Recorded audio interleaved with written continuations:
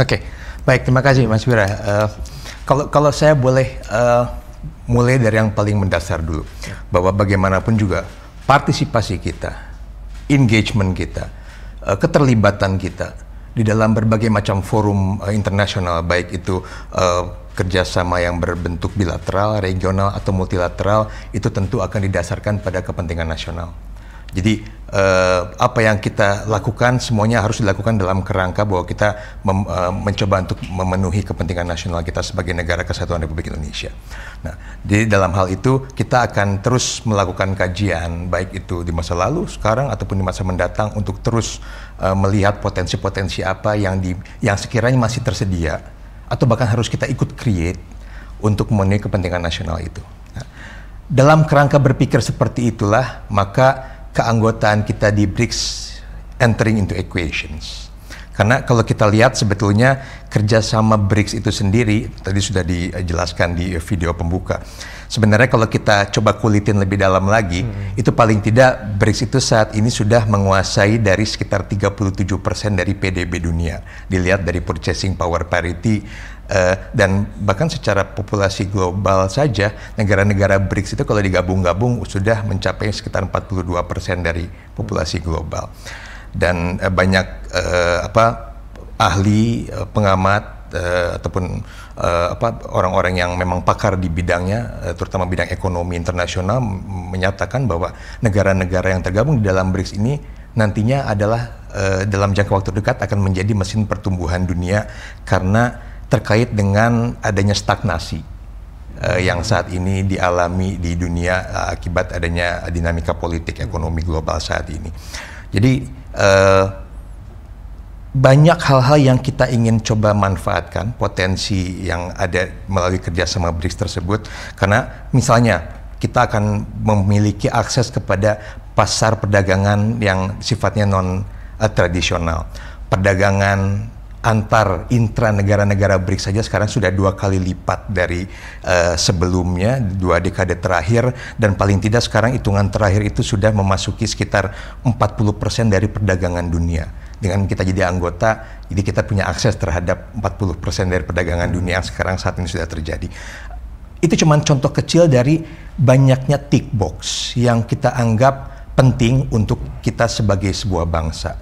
Dalam keadaan seperti itu, bahasanya itu apa ya? Tidak dapat diterangkan akal sehat. It is inexplicable kalau kita tidak mengambil potensi itu untuk kepentingan kita.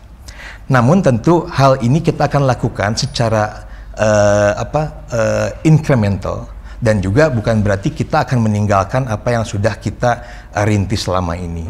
Sehingga dalam kaitan ini sebetulnya tidak ada yang baru dalam kaitan kenapa kita gabung dengan organisasi seperti BRICS di saat yang sama kita masih dalam proses aksesi menjadi anggota OECD.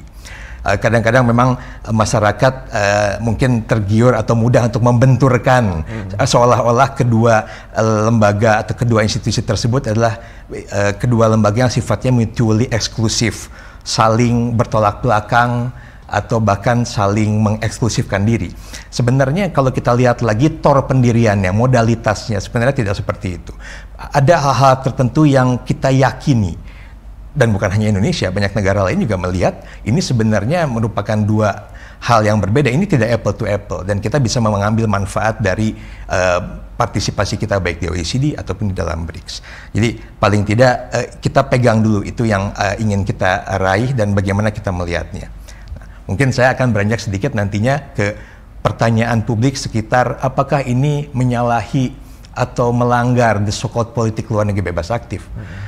Justru sebetulnya sebagai sebuah kebijakan ini justru dan ini semoga bukan hanya asesmen dari saya selaku pejabat dari Kementerian Luar Negeri. Ini harus menjadi asesmen bersama bahwa justru keputusan kita untuk bergabung di dalam BRICS adalah sebuah pengejawantahan yang paling realistis dari politik luar negeri bebas aktif yang kita tetap anut sampai sekarang. Karena dengan demikian, jadi kita tidak tertarik untuk bergabung dengan adanya rivalitas kelompok negara tertentu yang saling mengeksklusifkan diri, saling menyerang rivalnya. Kita akan bergabung dengan kelompok yang memberikan manfaat bagi kita Dan pada saat yang sama kita meyakini kita bisa ikut memberikan kontribusi terhadap kelompok tersebut.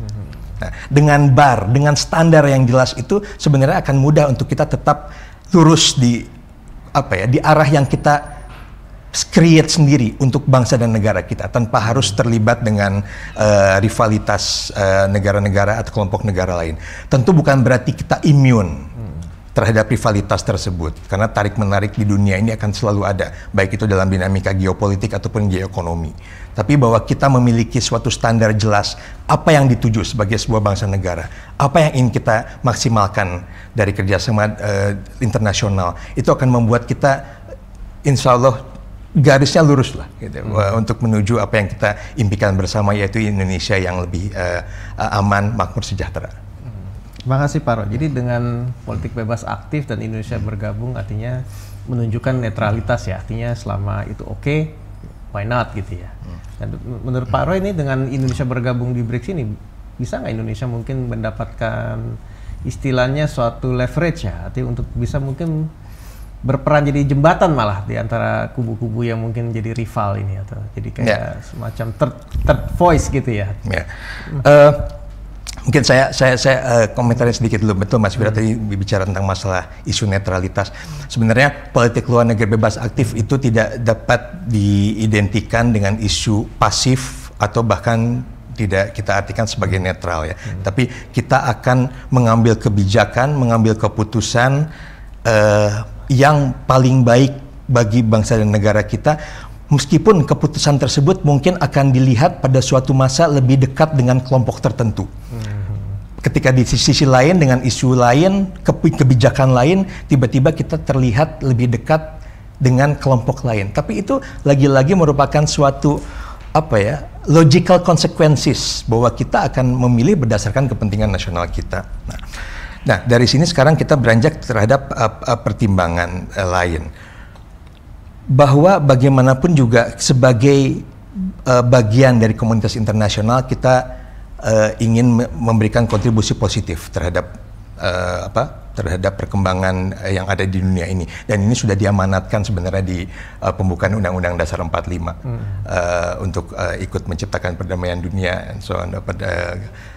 Sudah ada lah, itu amanat konstitusi untuk kita turut serta di dalam percaturan dunia. Nah, dan juga dalam hal ini kita ingin ikut shaping norms, kita ingin ikut membentuk norma. Terkait BRICS, kita melihat ada platform yang sangat penting ketika pendirian BRICS itu, dan sampai sekarang sudah berkembang sedemikian rupa, bahwa BRICS selama ini mencoba untuk memposturkan dirinya sebagai sebuah platform kerjasama di antara negara-negara berkembang untuk menciptakan sebuah situasi tatanan finansial ekonomi global yang lebih adil, terutama yang lebih memperhatikan atau memberikan kepentingan lebih besar kepada negara-negara berkembang, khususnya negara-negara yang selama ini dikategorikan sebagai the so-called global south. Nah, karena memang selama ini mungkin banyak yang melihat situasi dunia saat ini relatif masih mencerminkan situasi di saat mungkin sekitar 40, 50 atau bahkan 70 tahun yang lalu. Di saat Perang Dunia Kedua selesai, yang tatanannya bisa dirasakan sekarang, termasuk pasca Perang Dunia II dan pasca Perang Dingin. Nah, di situ kita melihat kok hal ini ada kesamaan ya dengan tujuan nasional kita. Nah, jadi itu yang membuat kita sangat berkeyakinan bahwa this is the right platform untuk kita ikut berkontribusi. Sehingga kita ingin memberikan di satu sisi mendapatkan manfaat yang besar, tapi juga di sisi yang lain ikut memberikan kontribusi positif bagi tatanan global. Kemudian kita lihat isu-isu spesifik dari hal-hal yang dibahas oleh anggota-anggota BRICS selama ini. Ternyata banyak irisan-irisan, kesamaan-kesamaan dengan terutama prioritas pemerintahan Bapak Presiden Prabowo saat ini. Misalnya di negara-negara BRICS itu sudah lama dibahas mengenai bagaimana negara-negara berkembang seharusnya mengatasi masalah ketahanan pangan, masalah ketahanan energi, pengentasan kemiskinan, dan juga kemajuan sumber daya manusianya masing-masing. Lagi-lagi, belum apa-apa kita langsung tersadarkan, wait, kok ini sama dengan prioritas kita. Sehingga di situ kita melihat daripada kita melakukan sesuatu hal itu sendiri, lebih baik kita melakukan joint collaboration, joint effort secara setara dengan negara-negara yang memiliki kesamaan pandangan seperti itu. Sehingga kita berharap kerjasama ini bisa menguntungkan bagi semua yang terlibat di dalamnya. Oke, terima kasih Pak Aro. Jadi kalau kita lihat nih memang artinya kita ini memang arah kebijakan ditentukan oleh national interest ya. Dan national interest kita ini belum tentu align dengan yang ada kan gitu. Jadi kita akan bergerak sesuai dengan arah kita sendiri gitu ya. Termasuk bebas, artinya mau ikut ke mana aja kan dalam arti case by case ya gitu ya Pak ya. Boleh dibilang. Tentu yang pasti kita mesti juga berkeyakinan dan juga mengupayakan secara bersama bahwa jangan sampai implementasi dari politik luar negeri bebas aktif itu ketika kita memilih banyak hal berdasarkan kepentingan nasional itu diartikan sebagai kebijakan yang pelin-pelan, gampang berubah. Bukan, tapi bahwa kita memiliki sebuah kejaran yang jelas yang harus diupayakan bersama, namun mungkin pada implementasinya kita harus pintar, kita harus smart enough untuk memanfaatkan tawaran yang ada, potensi yang ada, yang sebelumnya belum ada. Dan tadi Mas Wira bicara tentang masalah menjembatani perbedaan. Itu juga mungkin yang kita melihat bagaimana keikutsertaan kita di BRICS ini menjadi sangat signifikan. Kita sebetulnya bukan hanya ingin menjembatani perbedaan, connecting the dots, terutama tentang rivalitas atau perbedaan antara negara maju berkembang, negara utara dan selatan. Tapi kita ingin supaya ada jembatan untuk sama-sama kita manfaatkan jembatan yang ada itu. Karena kita berkeyakinan bahwa kerjasama yang sifatnya inklusif, yang tidak memojokkan pihak lain, tidak memojokkan aktor tertentu, itu jauh lebih bermanfaat secara global, baik itu dalam jangka waktu dekat ataupun jangka waktu mendatang, dibandingkan hanya sebuah kerjasama yang sifatnya hanya eksklusif bagi kelompok-kelompok tertentu saja. Itu yang kita akan coba terus suarakan, dan termasuk sebagai anggota dari organisasi-organisasi yang kita ikuti, kita kan jadi punya saying nih, kita punya hak untuk ikut berbicara, kita punya hak untuk ikut menentukan arah dari organisasi tersebut, dan itu pula yang akan kita coba lakukan dengan dialog dengan negara-negara BRICS sesudah kita menjadi anggota BRICS secara penuh ini.